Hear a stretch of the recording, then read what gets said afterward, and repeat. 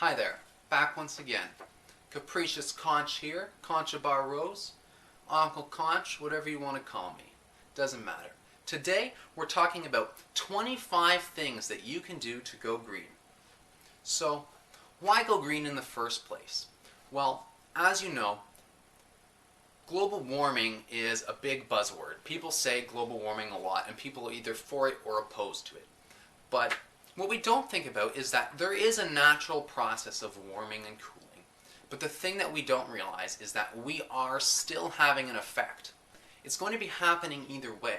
But if we don't treat the environment with respect, then it's going to be in a vulnerable stage, and it's not going to make the transition smoothly. We're going to have more natural disasters, more droughts, floods, famines, and it's just not going to work out well if we're not respecting the earth and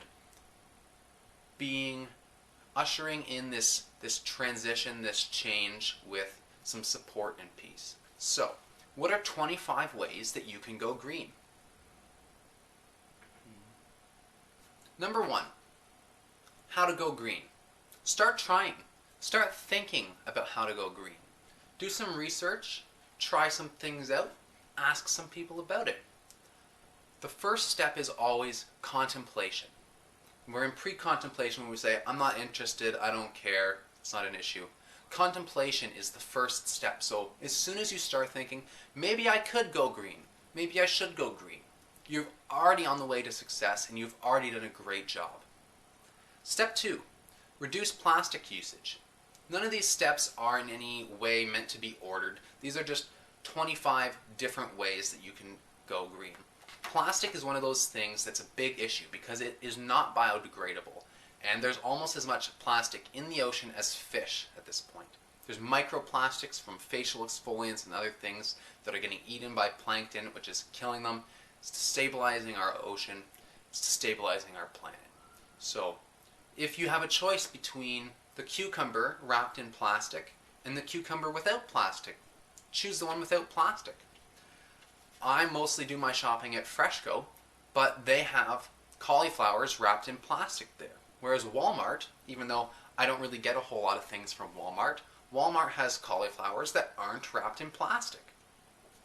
So go for things that aren't wrapped in plastic.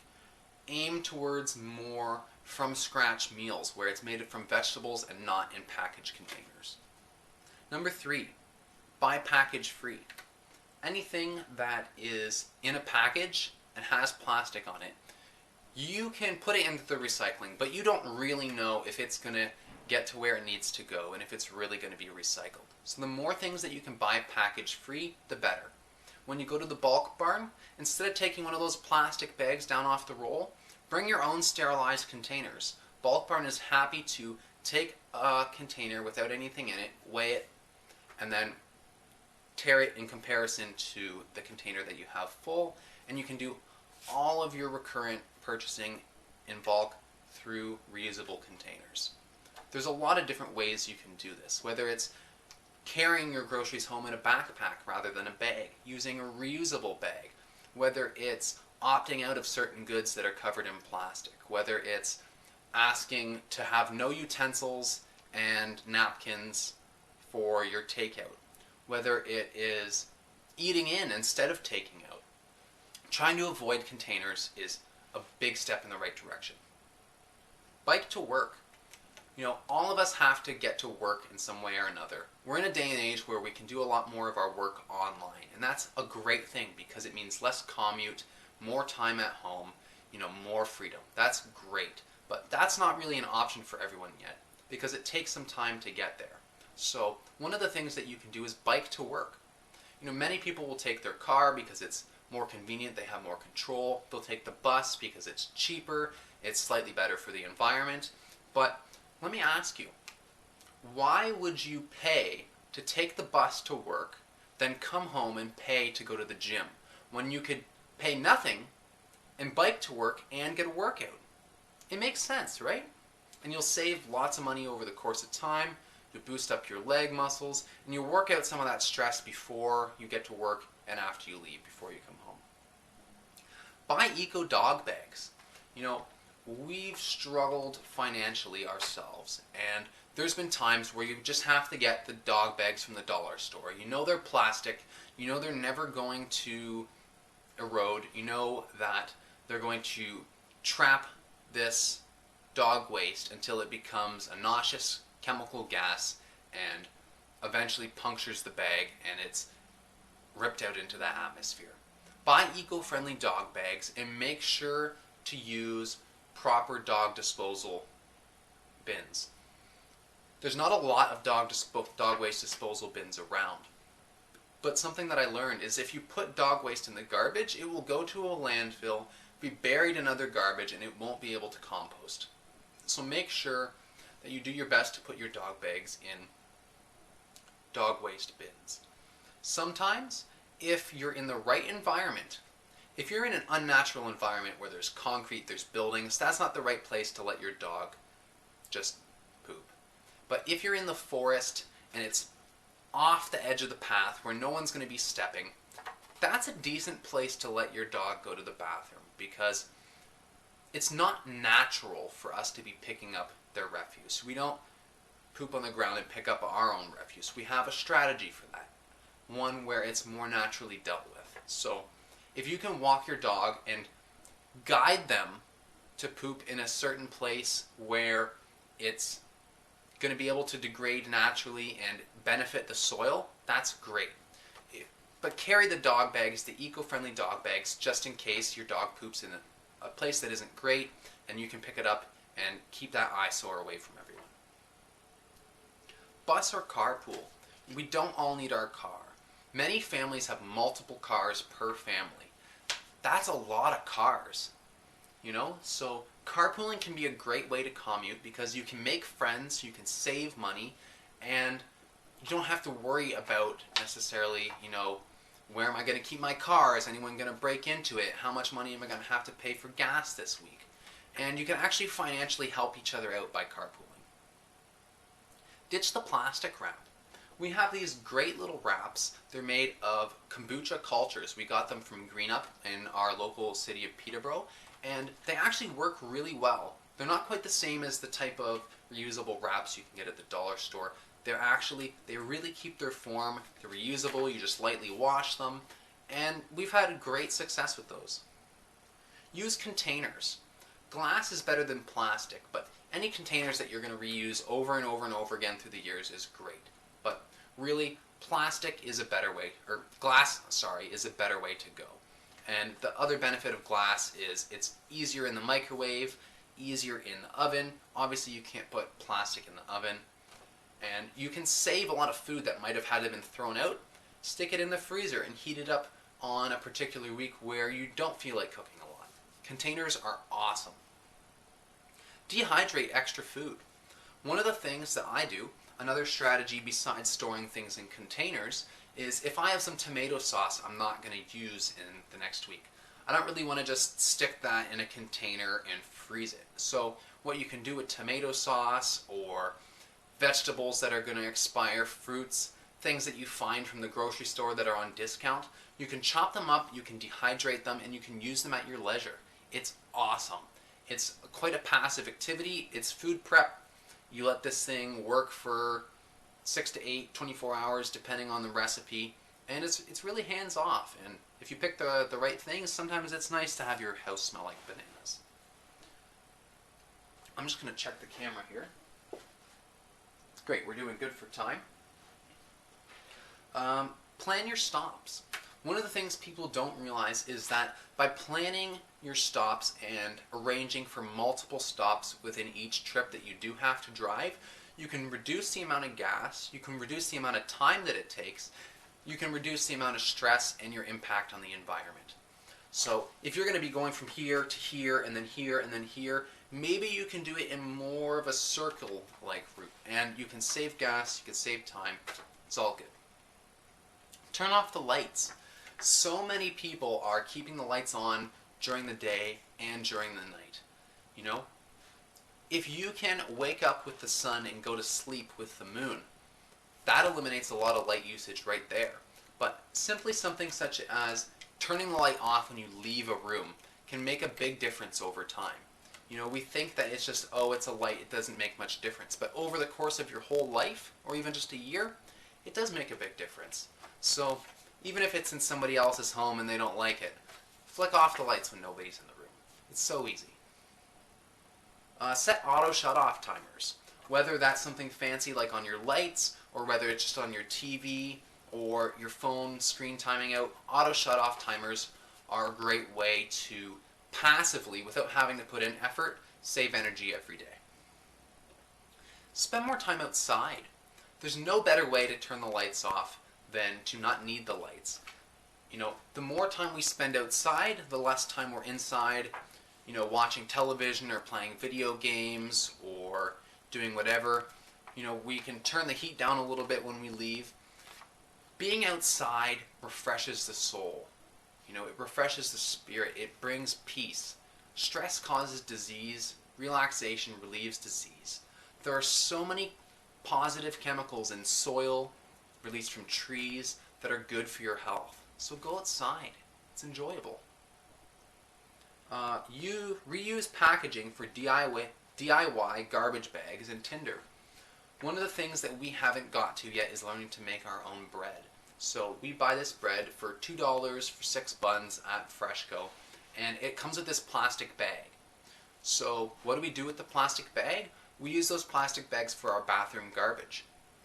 We'd like to work towards something that isn't plastic, but for the time being, we buy bread, we have plastic bags, we might as well use them, right? It just makes sense. Get a Japanese sink toilet. That's step number 15. In Japan, they have this great thing where there's a toilet at the back of the sink, and you rinse your hands with the water, and that water is flushed into the toilet in order to take away your waste. It saves a ridiculous amount of water every year, and it's just kind of cool. 16. Grow fruits and vegetables at home. Most of us have some space that we can use for growing some kind of plants. Whether it's your balcony in an apartment building like we have, it's your backyard, your front yard, or if it's just a little space in your window to grow herbs. Growing some of your own things eliminates some of the transportation waste that comes into play with herbs, vegetables, things that you get from the store. So any way you can supplement that and take a little bit of the transportation waste and cost out, all the better. Wash dishes by hand with natural soap. There's a lot of soaps that are damaging to the environment, and there's a lot of soaps that you're wasting a lot more than you need to. Giving the dishes a bit of a soak and pre-scrub can eliminate having to use as much soap, and it saves you on soap too. Get a solar panel. Better yet, make one. I have this handy little solar kit that I've got.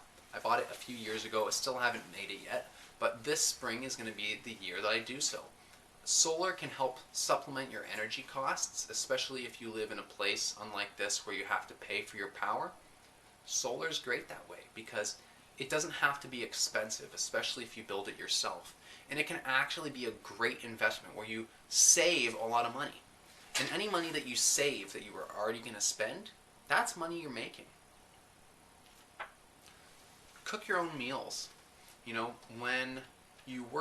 When you go to a restaurant and somebody makes you a meal, or you get takeout, or you get a pre-made meal from the store, that is a significant amount more waste. If you make your own meals, you have more control over how it's made, how it's stored. It's just good in general. Say no to napkins, packets, utensils, and bags. I already kind of went over this one, but it's just an easy thing that you can do if you are on a takeout night. Say no to the utensils. You have utensils at home anyway. Is it really that big of a deal to eat plastic with plastic utensils and throw them out? It's not that much of a convenience. Drink more water, less milk, pop, and juice. This should be an easy one. Water's good for you. Sugar's not great for you. It just makes sense.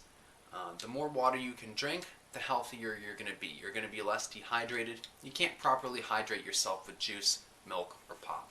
It's not great for you. Insulate, dress warm, and install efficient lights. You can reduce the temperature in your home, reduce your power bill, and you can still live comfortably if you just dress properly. They say even when you're outside, even if it's the middle of the winter, there's no bad weather, simply bad dress. If you're not dressed for the weather, you're going to have to, they've got these handy little chemical hand warmers. If you can get a good working pair of gloves and avoid having to use disposable hand warmers, great.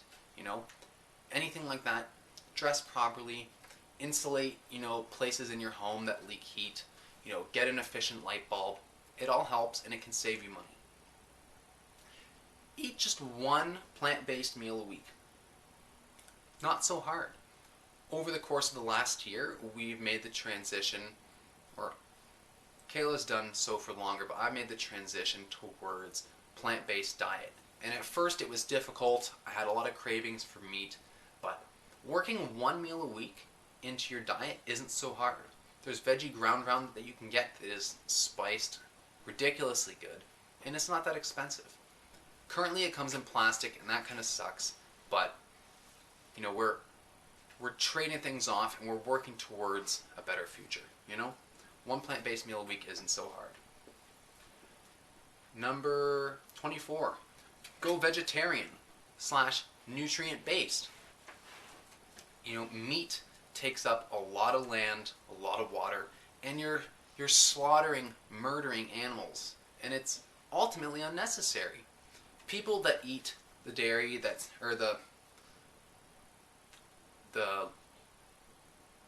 lifestyle that's natural and accepted in North America, there's really only 3-4 real ingredients. It's meat, starch, dairy, and sugar. That's not really that healthy for you. The Canada Food Guide doesn't know what it's doing. It's admitted it doesn't know what it's doing. It's created a slightly different food guide, but it's still really not that much better. There is no food group called meat. There is no food group called dairy. There is no food group called starch. That's not actually what we need. That's a false way of viewing things. And if you learn a little bit about nutrition, you'll find there's macronutrients, micronutrients, but this categories of meat, dairy, and starch, they're not real food groups. It's not true. Don't believe the hype. So people, when they go to a vegetarian or a vegan lifestyle, they have to think more about the nutrients they're getting, because it's easy to miss out on some things that you might get from meat and stuff, but the focus that it puts on the nutrients, you end up making some changes and being actually a lot healthier. When I changed to vegetarian, I lost 10 pounds in a week and kept it off with no effort, doing nothing different in my life. It's so easy to lose weight, be healthier, and even save money. 25. Go vegan, waste-free, harm-free.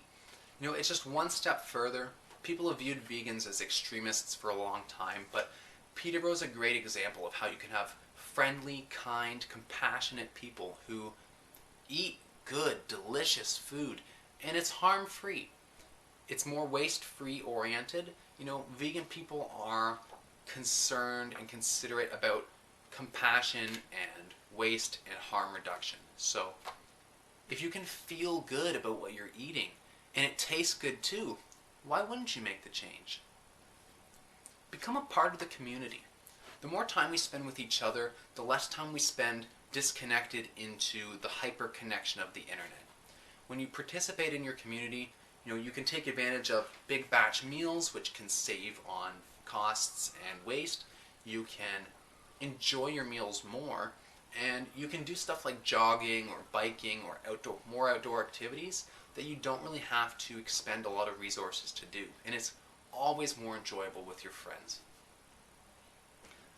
27. Spread the word. Like, share, talk, and subscribe.